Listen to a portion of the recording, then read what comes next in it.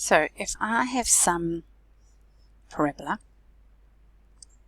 and this is f dash of x, remember the gradient of my function is 0. The original had my turning points. So in this case, my gradient here was positive and then negative.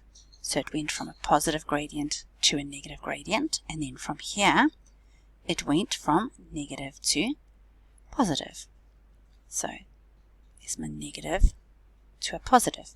So if I was going to get my f of x, I know that there's going to be a turning point there and there somewhere, and it's going to, look like that. It's going to go like that. So it goes from a quadratic to a cubic. So this is f of x, and there's a whole family of them. For number 5, where you've got that was very bad, I don't know why I did that. I just want you to think, this is between negative 1 and 1.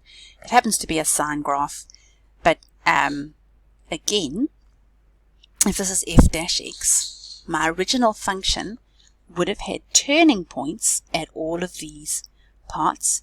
This turning point would have been going from a negative to a positive. So it's going to this turning point would have been where it went from a negative gradient to a positive gradient. So let's get a different color.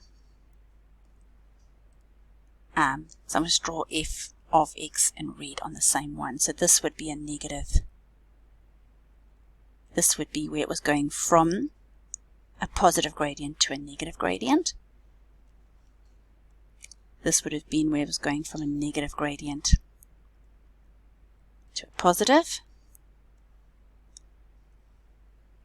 So it will look something like that.